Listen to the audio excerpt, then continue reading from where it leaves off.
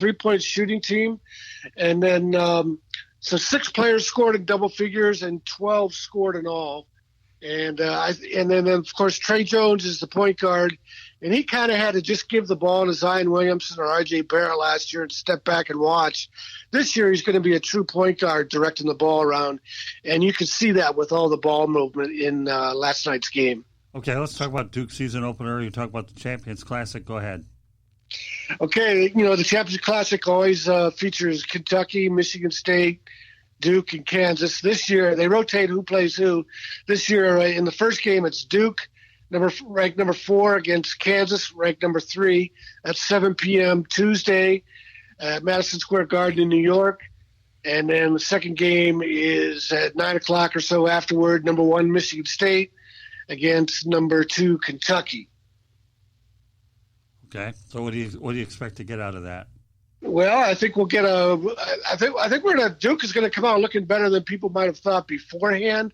Kentucky, I think Kentucky and Kansas are probably bigger question marks because we don't know about they've had more changeover in their roster that it might take some time. Michigan State is number 1 because they were a Final Four team and they returned Cassius Winston, who's a lot of people consider him the player of the year, preseason player of the year favorite, even though he's not considered an NBA first-round draft pick, more of a second-round pick. But the Spartans are having a little trouble with injuries. Their shooting guard, Joshua Langford, is out for until January. And then they needed a new power forward to step in this year. And that a guy named Thomas Kithier, a 6'8" kid, who had made big progress from last year. He's only a sophomore. It looked like that was going to be his job, but he suffered a broken nose in their exhibition game Wednesday, and I guess he'll be able to play, but he's going to have to wear a mask. And so we'll have to see how close to 100% he is. Yeah, I think it's you talk about Kentucky, and, I can't imagine down the road when the one and done is eliminated and they have to start recruiting again. To me, what are your thoughts about that alteration of that rule when it ultimately turns around and there are no more one and dones? Yeah, when kids going straight to high school or even the G League, you mean? Right.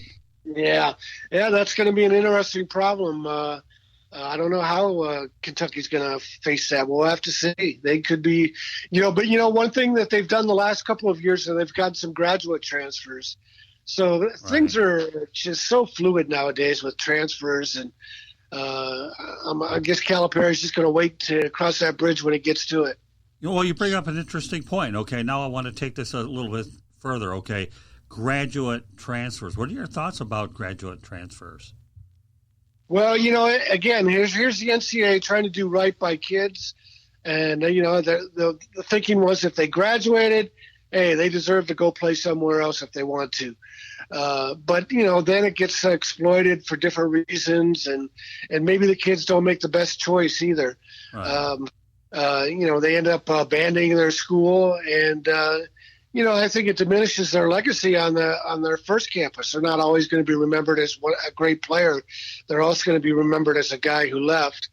And this is a little more obscure case, but, my hometown is Big Rapids, Michigan, where Ferris State University plays. Right. And they were the NCAA Division II champion 2 years ago after the 2018 season. And they had a 6'10" kid, one of those late bloomers. He had broken his leg in high school, so nobody knew about him.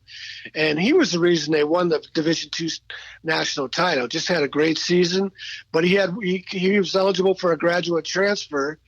And so instead of staying at the school where he'd made a name for himself, he transferred to Xavier for the chance to play big-time Division I basketball. Right. And he was only a part-time starter there. I just think for your legacy, you're better off staying at your original school. Yeah, no, I hear you. And I think that when you talk about college basketball in terms of athletics, I'm glad that the NBA instituted that rule where, I don't know, was it the NBA that instituted or NCAA, where you have a little time to determine what your value as you retain your eligibility. Yeah. Yeah.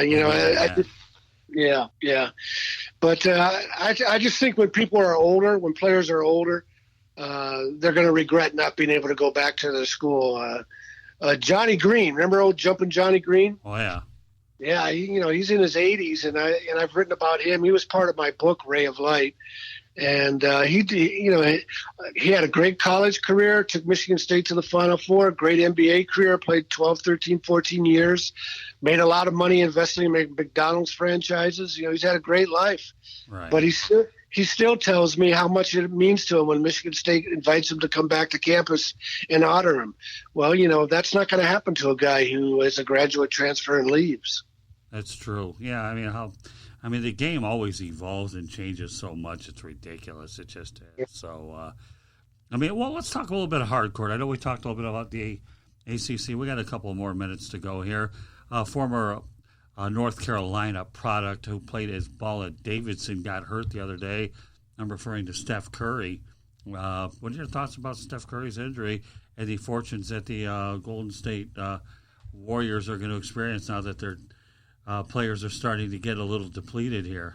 Yeah, all they got left is Draymond Green. Klay Thompson's Right.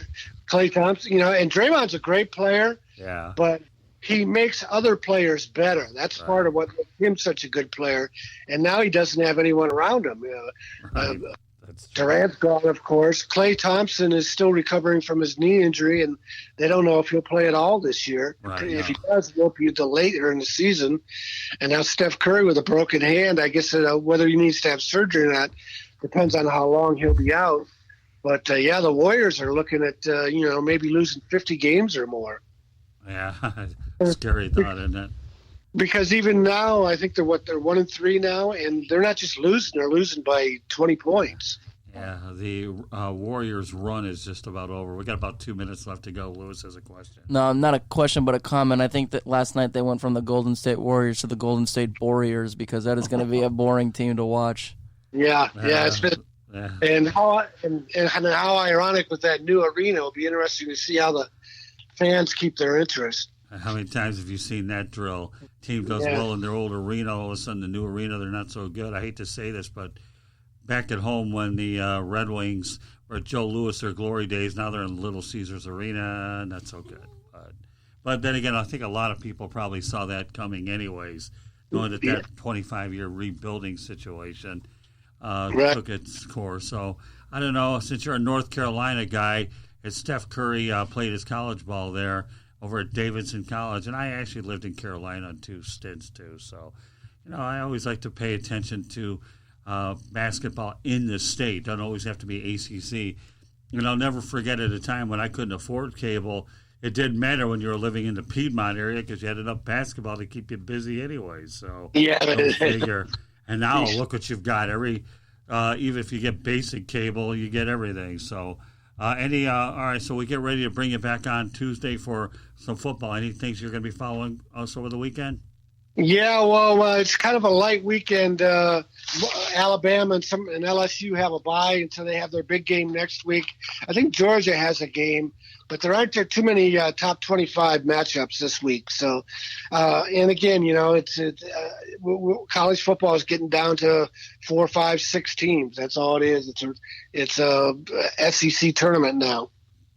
One last thing I'm gonna before I let you go.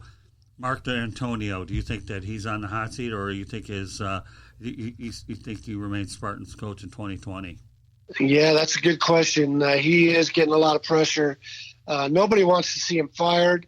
They want to see him realize, hey, it's not working right now. The big problem, in addition to not winning games, is our recruiting is really falling off. So maybe, they might be trying to encourage him to retire and get some new blood in here. At the very least, he's got to make dramatic changes to that coaching staff, or the fans just aren't going to be buying tickets. Yeah, they call it forced retirement. Okay, go figure. So, all right, well, I'll tell you what. We'll talk. We'll give you a call next week, and we'll find out what you're cooking there, Tommy. But thanks a lot for talking ACC basketball. I'll say one thing since we brought you on the program. You got me more interested in college basketball earlier in the year than I usually do. I usually don't tune in until December, and you've got me interested into November. So you've done a marvelous job, Mr. Shanahan. So Well, one of the reasons I'm interested is, well, first of all, it's starting earlier than ever, and then also, like I say, the college football season. It's down to just waiting see which 3 or 4 teams get in the playoffs. To me, it's ruining college football. All right. Well, with that said, Tom, you have yourself a good weekend, and we'll talk college football on Tuesday. Thank you, Tom. Appreciate it. My pleasure. All right. We'll talk to you later. Bye. So you got interested when I started talking Steph Curry, Yeah. Mr. Stat researcher. Well, I looked up their backup point guard, and I'm blanking on his name right now, but I believe he's a first-year player, and Shanahan probably would have known who it was, but he's averaging 3.8 points a game so far, so, I mean, you're not really going to replace a guy who had a 50, 40, 90 season percentage-wise shooting. So now I learned a little something about my young co-host. Yeah. Find something that perks his interest, and all of a sudden the light goes off in his head. I need to slip in that. I think you've known that. Comment. I think you've known that. You're just bringing it out because we're talking basketball a little bit now. I know, but I'm just trying to make sure we break you in a little bit more so that you're able to it's okay. I'm not giving you a hard time about it. I just think it's pretty funny how when you have a co-host, you're trying to develop a rapport, and you're doing good. I'm proud of you. No problem. Okay, we're going to our little next treat should be coming from David Levin, and that's exactly who it is, and we welcome David Levin to the Sports Exchange. Welcome back, David. Glad to have you on for act number 2, talking Jaguars football. Hey, how you doing? I'm doing great, thanks. So the Jaguars are going to London, and you told me that they're 3-3 so far, right? Right. They dropped the first 2, then won the last 3, and then they lost last year. So this is the best of 7, basically. Game 7. Boy, we can't have enough of those in 24 hours, right? Yeah. Wasn't that a hoot, man? That's funny. So, all right, so talk to me. I think one of the things that we're interested in leading up to the London game is that we talk about the profitability out there. I know that a lot of big-name teams won't go there, but let's talk about the history about why the Jaguars need the London game. Okay. Well, going into the NFL, dating back 25 years, the NFL wanted Wayne Weaver in the league no matter what. And he pitched the idea, Jacksonville. I don't think, as I remember correctly, being here in Jacksonville, they weren't originally supposed to be the 30th team. I believe that was supposed to be St. Louis. And somehow, some way, Jacksonville basically got in the back door, and I think that had a lot to do with Wayne Weaver. Right. But Jacksonville is one of the smallest markets in the NFL. And, there's a sustainability that has to happen for teams to turn a profit. Green Bay is a small market, but it can do it based on its history and tradition and the fact that the Packers are just beloved and they're blue blood. The Jaguars are one of the smaller markets, and they're not one of the most followed teams in the NFL. Merchandise sales are not great. So they have to create profit for the stadium, for the team, for business purposes, because there's, as you know, there's the football team, then there's the business side. Right. When Wayne Weaver sold the team to Shad Khan, who originally tried to buy St. Louis Rams, and was denied, he came in with a vision that he was going to make Jacksonville a more marketable team internationally. He's an auto parts dealer, and he has international holdings across the world. So he was going to use that to our benefit. The NFL worked out a deal with Jacksonville where there would be a contract where Jacksonville would give up one home game, where they would play in London and Wembley. I believe the first contract was for the first 5 years. Right. Don't quote me on that, but it was a certain amount of games. Right. Where they would, and, Jacksonville benefits from going overseas because, like you said, there aren't many teams that want to give up a home game. Right. Jacksonville can afford it because they didn't sell out. They had issues with tarps, and they didn't bring in the revenue that they needed to. But Wembley's a whole different beast where people come out in droves because it's something new.